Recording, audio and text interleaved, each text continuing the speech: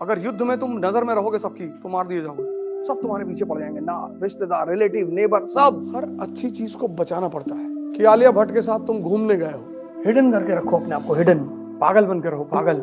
एक गिलास में 2 स्ट्रॉ डाल के पी रहे। इस देश में बिगाड़ने की आदत है, हर जगह नेता बनने की जरूरत नहीं है।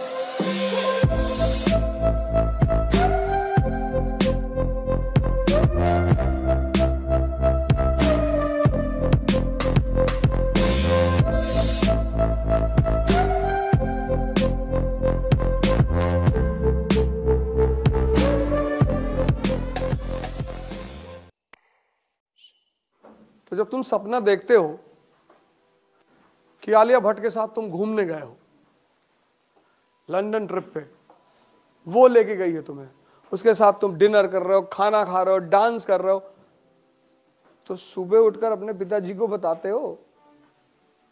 सपने कभी मत बताओ किसी को। तुम क्या करना चाहते हो जीवन में, यह बात तुम्हारे साये को भी नहीं पता होना चाहिए।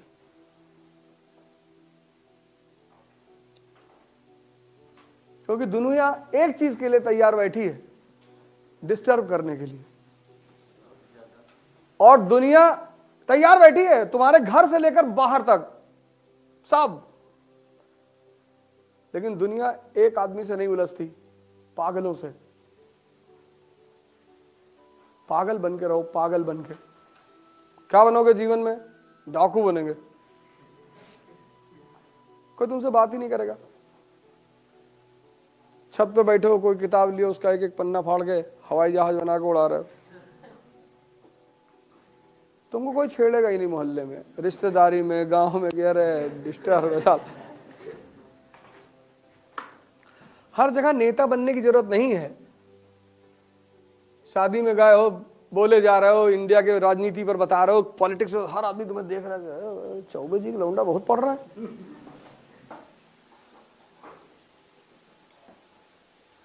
इस दुनिया में हर आदमी तुम्हें डिस्टर्ब करने के लिए बैठा हुआ है।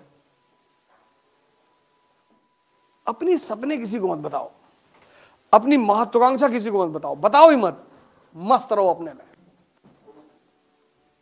सूरज सुबह नॉक थोड़ी करता है, जब वो चमकता है तो दुनिया खुद ही उसकी तरफ देखती है। अब जब तुम्हारी शादी हुई, या तुम्हारी गर्लफ्रेंड है, या बॉयफ्रेंड है, या तुम्हारा कोई बहुत पक्का दोस्त है, अच्छी चीजों को कभी समाज में एक्सपोज मत करो। शादी हुई, अब आमतौर पर लोग एक दूसरे को प्रेम दिखाते हैं, एक गिलास में 2 स्ट्रॉ डाल के पी रहे हैं। अगल बगल वालों को दिल में दर्द होता है कि अच्छा बेटा,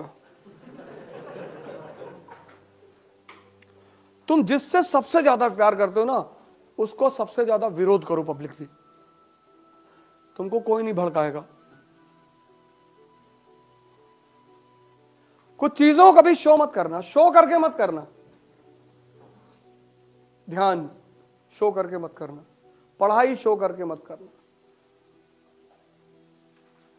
प्रेम शो मत करना। समाज को बर्दाश्त ही नहीं होता। अभी तुम 10 घंटा पढ़ो, अगल बगल वाले इंटरेस्ट में आ जाएंगे अगर देख रहे हैं तो। इसीलिए शमशान के लिए इतनी कहानियां उड़ाई गई, क्योंकि ये जो हिंदुस्तानी ध्यानी थे, तो जब ये ध्यान वान करते थे तो आम पब्लिक आके कोई कुत्ते की हड्डी फेंक गया, कोई पत्थर मार गया, तो फिर इन लोगों ने शमशान में बैठ के ध्यान करना शुरू की। तो अब शमशान में की कहानियां बना दी कि वहां रात में पायल की आवाज आती, और जो शमशान के केयरटेकर हैं उनके बच्चे दिन रात वहीं रहते हैं, उनको तो नहीं आती। चाहे मुसलमान शमशान हो चाहे हिंदू हो, उनका केयरटेकर फैमिली वहां रहती है ना। हमारा स्कूल है फातिमा स्कूल गोंडा में, तो हमारे स्कूल के जस्ट बगल में मुस्लिम कब्रिस्तान है। तो जो कब्रिस्तान के केयरटेकर थे, उनके बच्चे उसी कब्रों पे खेलते थे। तुमने एक बार उस केयरटेकर से पूछा, मैंने कहा भाई साहब आपको डर नहीं लगता? बोला भैया डर तो जिंदा आदमी से लगता है, ये तो सब बेचारे मर गए।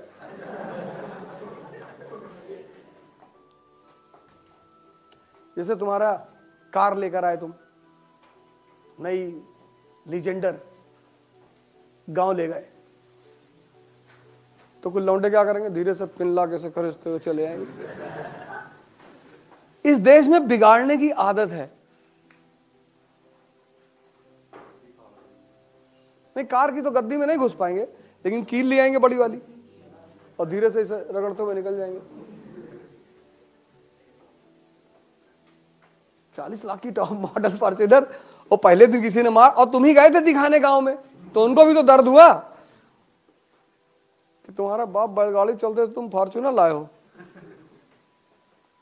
तो दर्द उनको भी हुआ। तो उन्होंने अपने छोटे वाले बच्चे से कह दिया, ये ले। अब एक कलेजा उनका फटा तुम्हारी फॉर्च्यूनर देख के, और दूसरा कलेजा तुम्हारा फटा उसके, कलेजा दोनों आदमी का फटा। इसलिए जब बच्चा पैदा होता है घरों में, तो उसको 1 महीने तक माँ जल्दी किसी को दिखाना नहीं चाहती कि नजर लग जाएगी। अब तुम गांव में बता दिए हम आइस की तैयारी कर रहे हैं, और तुम्हारा जो गाय भैंस रखने का मड़ा है उसमें पड़ोसी ने आग लगवा दिया, और तुम्हारे पापा फोन किए कि यार किसी ने वो खैरानी फूंक दी यार, तो तुम वहां डिस्टर्ब हुए कि नहीं? तुम्हारे घर में एक भैंस है 80,000 रुपए की, गांव वालों ने खुलवा के बिकवा दिया,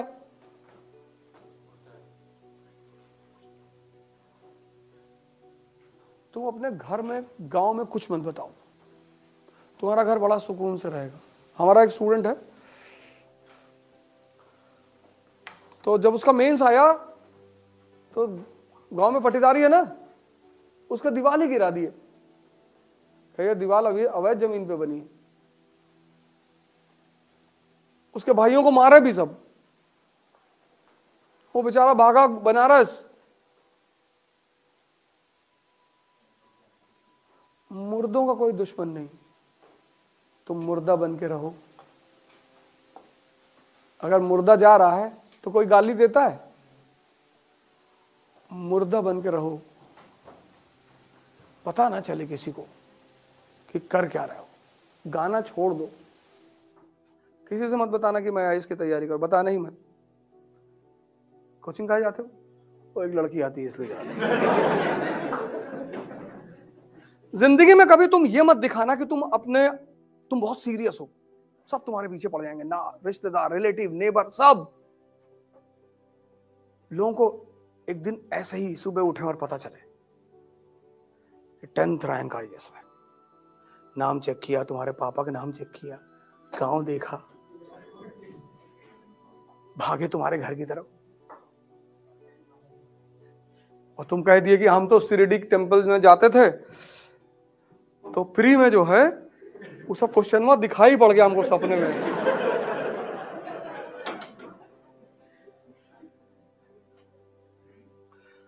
युद्ध की सबसे बड़ी बात यह है कि तुम डिस्क्लोज मत करो कि तुम क्या कर रहे हो,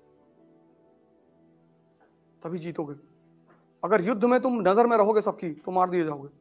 हिंदुस्तान के राजा क्यों मारे जाते? ये हाथी बैठ के लड़ते थे।